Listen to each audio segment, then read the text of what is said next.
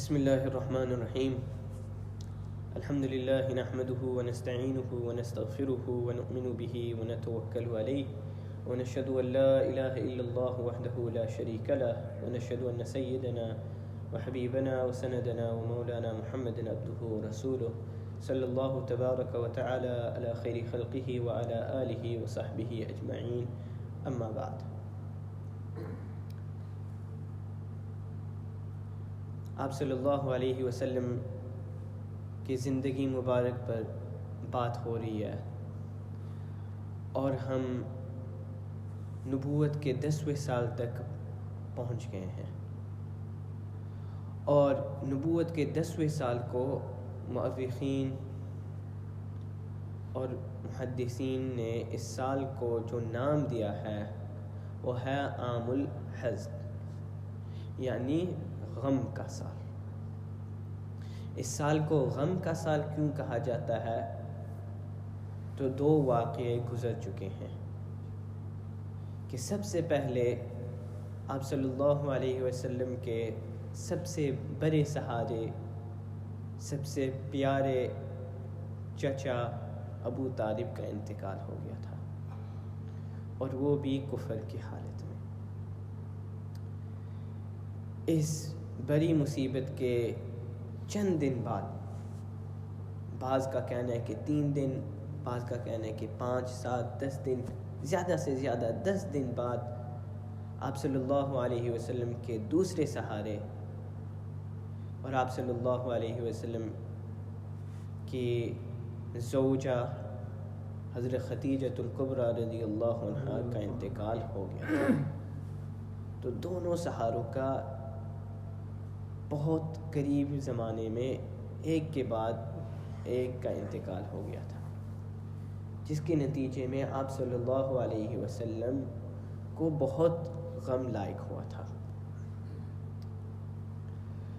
اور ابو طالب کی موجودگی کی وجہ سے کفار کے بڑے لوگ آپ صلی اللہ علیہ وسلم کو ستاتے تھے، لیکن اب وہ سہارے چلے گئے تو اب کفار کے چھوٹے چھوٹے لوگ، عام آدمی بھی آپ صلی اللہ علیہ وسلم کو ستاتا ہے۔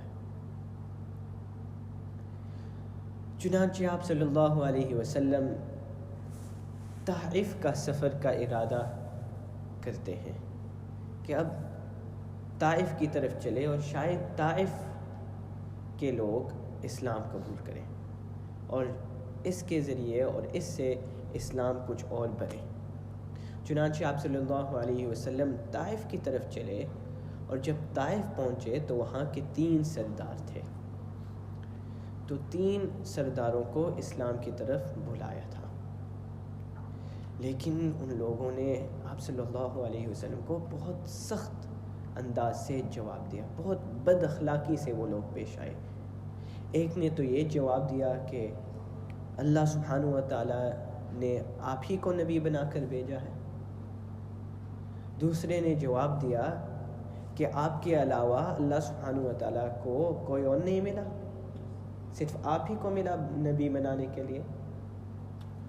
اور جو تیسرا تھا اس نے یہ جواب دیا کہ مجھ سے بات مت کر، کہ اگر تو واقعی ایک رسول ہے، واقعی اللہ کا نبی ہے، تو مجھ سے بات مت کرنا، کیونکہ اگر میں تمہارے بات کا انکار کروں تو پھر یہ بات مصیبت سے خالی نہیں ہے، تو بہتر یہی ہے کہ تو مجھ سے بات نہ کر، اور اگر تو نبی نہیں ہے اور تو جھوٹ بول رہا ہے تو میں ایسے لوگ سے بات کرنا نہیں چاہتا۔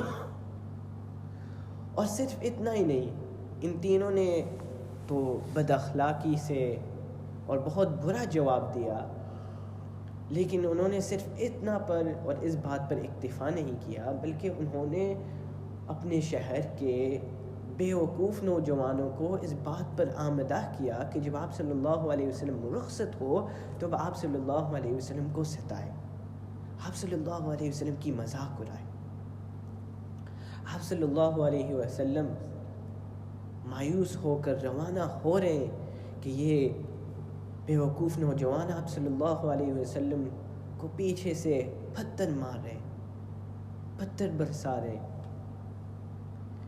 یہاں تک کہ آپ صلی اللہ علیہ وسلم کے بدن مبارک سے خون نکل رہا ہے، خون جاری ہو رہا ہے، نکل رہا ہے، یہاں تک کہ آپ صلی اللہ علیہ وسلم کے جو جوتے مبارک ہے خون سے رنگی، اتنا خون آپ صلی اللہ علیہ وسلم کا نکلا تھا، اتنے زخمی ہوئے تھے۔ اور جب آپ صلی اللہ علیہ وسلم مار کھا کر تھک گئے تھے اور سوچا کہ میں کچھ بیٹھ جاتا ہوں، تو وہ نوجوان، بے وقوف نوجوان آپ صلی اللہ علیہ وسلم کو کندھے سے اٹھاتے کہ دوبارہ اٹھو، کھڑے ہو تاکہ ہم اور پتھر ماریں، صرف اسی وجہ سے کھڑا کرتے تاکہ اور پتھر مارے اور ستائے آپ صلی اللہ علیہ وسلم کو، اور یہ کہ آپ صلی اللہ علیہ وسلم کو آرام کا موقع نہ دے۔ آپ صلی اللہ علیہ وسلم مار کھا کر بے ہوش پڑ گئے۔ اسی سے حضرت عائشہ رضی اللہ عنہ کی ایک روایت ہے کہ حضرت عائشہ رضی اللہ عنہ نے ایک مرتبہ آپ صلی اللہ علیہ وسلم سے پوچھا کہ جنگ احد سے بھی یا جنگ احد سے کیا کوئی زیادہ سخت دن گزرا ہے یا نہیں یا رسول اللہ؟ یہ سوال حضرت عائشہ نے پوچھا، کیونکہ جنگ احد جیسے کہ آپ کو معلوم ہے آپ صلی اللہ علیہ وسلم کو اس دن بھی بہت تکلیف دی گئی، تو کیا اس دن سے بھی زیادہ کوئی سخت دن گزرا ہے یا رسول اللہ؟ تو آپ صلی اللہ علیہ وسلم نے جواب میں فرمایا کہ طائف کے مانند کوئی دن نہیں گزرا ہے، کہ جس طرح مجھے طائف میں ستایا گیا اس کے مانند مجھے کبھی نہیں ستایا گیا، کہ میں نے تو ان لوگوں کو اسلام پیش کیا تھا لیکن انہوں نے صرف اسلام قبول نہیں کیا بلکہ انہوں نے تو مجھے مارا پیٹا ستایا، یہاں تک کہ میں بے ہوش ہو گیا تھا۔ جب میں نے افاقہ پایا تھا، ہوش میں آیا، تو میں دیکھتا ہوں کہ سامنے ایک بادل ہے اور یہ بادل مجھے سایہ دے رہا ہے، اور اسی بادل میں حضرت جبرائیل علیہ السلام، اور جبرائیل علیہ السلام مجھے بولتے ہیں کہ یا رسول اللہ، آپ کی قوم نے جو آپ کو جواب دیا ہے اللہ سبحانہ و تعالیٰ نے خوب سن لیا ہے، انہوں نے جو بھی کہا ہے جو بھی کیا ہے اللہ سبحانہ و تعالیٰ اس سے اچھی طرح سے باواقف ہے، ان کو معلوم ہے، اور اس وجہ سے اللہ سبحانہ و تعالیٰ نے آپ کے یہاں بہار کے فرشتے کو بھیجا ہے کہ آپ جو چاہے اس بہار کے فرشتے کو حکم دے دیں۔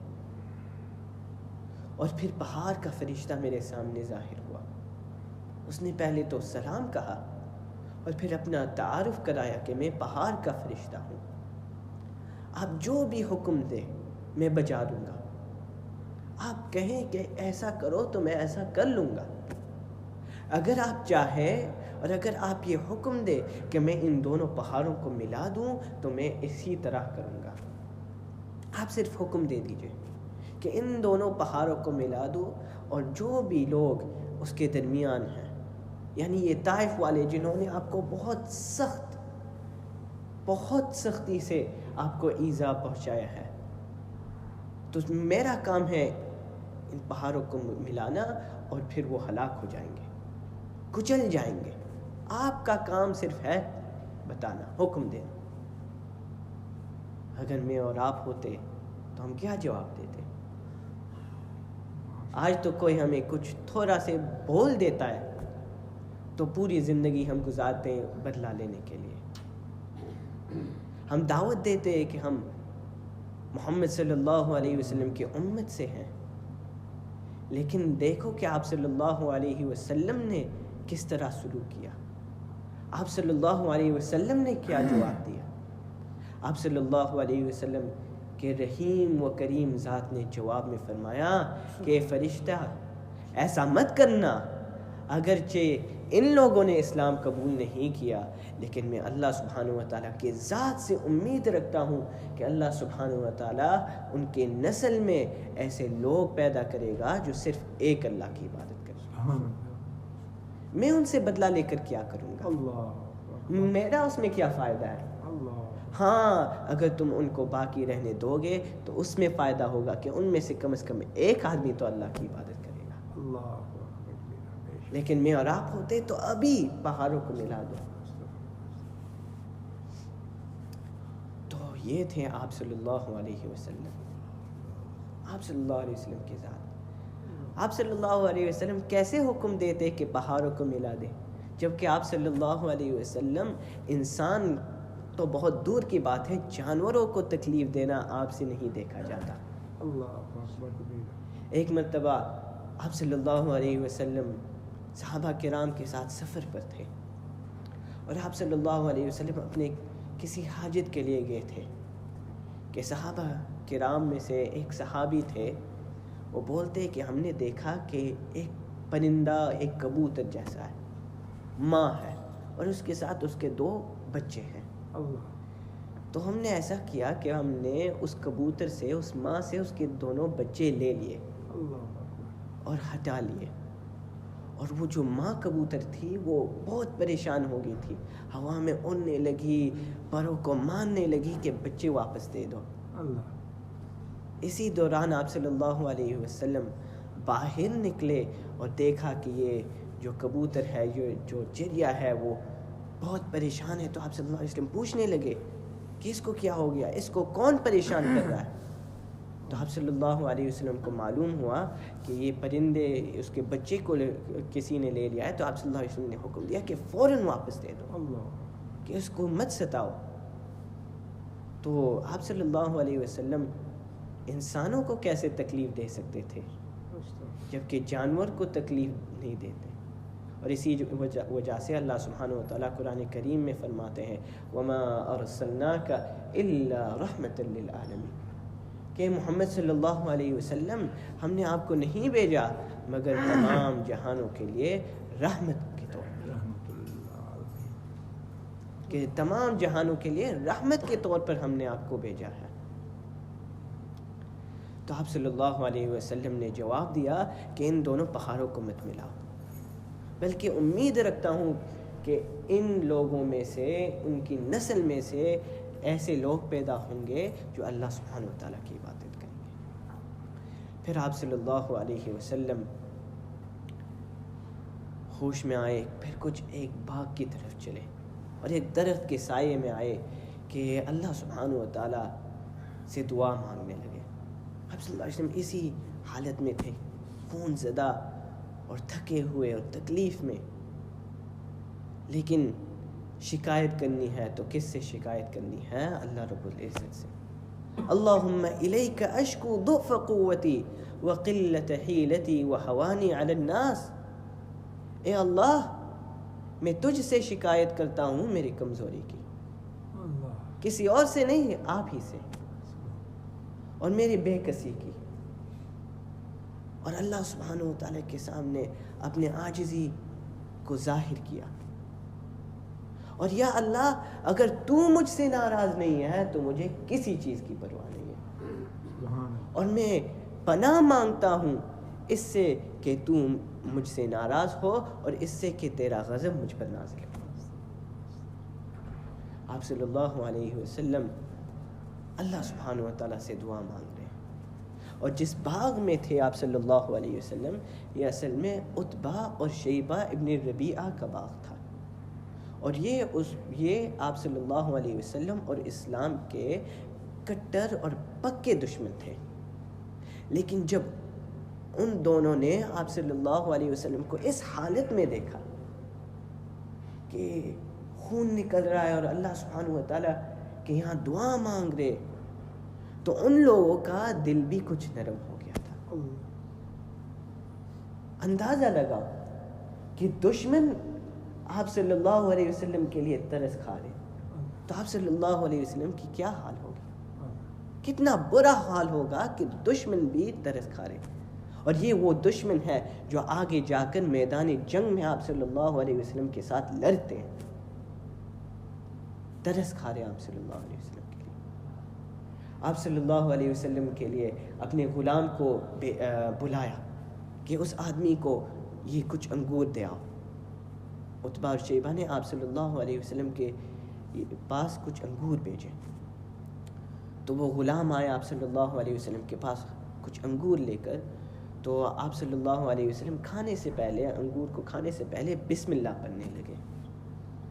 تو وہ جو غلام تھا وہ بہت حیران، اور وہ آپ صلی اللہ علیہ وسلم سے کہنے لگا کہ میں نے یہ کلمہ تو مکہ مکرمہ میں کسی کو کہتے ہوئے نہیں سنا ہے، لیکن میرے شہر میں لوگ بسم اللہ پڑھتے تھے. تو آپ صلی اللہ علیہ وسلم نے پوچھا کہ کہاں سے ہو؟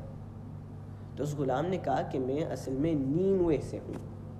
اصل میں ایک جگہ ہے نینوے، میں وہاں رہتا تھا. تو آپ صلی اللہ علیہ وسلم نے پھر جواب میں کہا کہ وہ نینوے جہاں یونس علیہ السلام رہتے تھے. تو وہ غلام اب اور حیران کہ پہلے تو بسم اللہ پر آپ یونس علیہ السلام کے متعلق بھی کچھ جانتے ہیں، کہ آپ کو یونس کے بارے میں کیا علم ہے؟ تو آپ صلی اللہ علیہ وسلم نے فرمایا کہ یونس تو میرے بھائی ہے، کہ میں ایک نبی ہوں، وہ بھی ایک نبی تھے، اور نبی آپس میں بھائی بھائی ہوتے ہیں. تو پھر اس غلام نے آپ صلی اللہ علیہ وسلم کے پیر وہ اس کو بوسے دینے لگا، چومنے لگا، اور وہ اسلام اس نے قبول کر لیا تھا. سبحان اللہ. تو اس سال کو، جیسے کہ ہم نے کہا، اس سال کو عام الحزن یا عام الحزن کہا جاتا ہے، غم کا سال، کہ آپ صلی اللہ علیہ وسلم کے چچا کا انتقال ہو گیا تھا. آپ صلی اللہ علیہ وسلم کی بیوی محترمہ کا انتقال ہو گیا تھا، اور اسی طرح یہ طائف کے سفر میں بھی آپ صلی اللہ علیہ وسلم کو بہت ستایا گیا تھا. لیکن آپ صلی اللہ علیہ وسلم نے ذلت اور رسوائی کے تمام منزلیں طے کر چکے تھے. اسی طرح تمام قسم کے مشکلات اور مصیبتوں کو برداشت کر چکے تھے. لیکن جو بھی اللہ کے راہ میں، اللہ کے خاطر رسوائی، ذلت کو برداشت کرے گا، تو اس کا نتیجہ رفعت اور بلندی کے سوا کیا ہو سکتا ہے؟ آپ صلی اللہ علیہ وسلم کی ایک حدیث ہے کہ من تواضع للہ رفعہ اللہ، کہ جو شخص اپنے آپ کو اللہ سبحانہ و تعالیٰ کے سامنے جھکائے تو اس کا نتیجہ یہ ہوگا کہ اللہ سبحانہ و تعالیٰ اس کو بلند کریں گے. اور یہاں اللہ سبحانہ و تعالیٰ نے آپ صلی اللہ علیہ وسلم کو حقیقتاً بلند کیا، اور اتنا بلند کیا کہ ایک ایسے جگہ تک پہنچا دیا کہ مخلوق میں سے کوئی بھی اس مقام تک نہیں پہنچا ہے. ایسے اتنا بلند کیا ایسے جگہ تک بلند کیا جہاں تک کائنات کا منتہا ہے. اللہ سبحانہ و تعالیٰ کے عرش تک بلند کیا، اور اس سے بھی آگے اللہ سبحانہ و تعالیٰ کا دیدار خود کرایا. تو میرا جو مراد یہ ہے کہ اتنے مشکلات برداشت کرنے کے بعد اللہ سبحانہ و تعالیٰ نے آپ صلی اللہ علیہ وسلم کو معراج کے سفر کے لیے بلایا. اور اصل میں ہم تو کہتے ہیں معراج، لیکن اس سفر کے دو حصے ہیں. ایک کو اسراء کہا جاتا ہے اور ایک کو معراج کہا جاتا ہے. اسراء اس کو کہتے ہیں، اور اس سفر کو کہتے ہیں جو مکہ مکرمہ سے ہوا تھا بیت المقدس تک، کہ آپ صلی اللہ علیہ وسلم براق پر سوار ہوئے تھے مکہ مکرمہ سے، اور بیت المقدس یعنی فلسطین تک اور مسجد اقصیٰ تک پہنچے تھے. اور پھر جو معراج کا سفر ہم کہتے ہیں، معراج کا سفر وہ ہے مسجد اقصیٰ تک آسمانوں کا جو سفر ہے، اس کو معراج کہتے ہیں. تو اگر اللہ سبحانہ و تعالیٰ نے چاہا اور اللہ سبحانہ و تعالیٰ نے توفیق دی تو انشاءاللہ کل کے مجلس میں ہم اسراء اور معراج کے متعلق گفتگو کریں گے.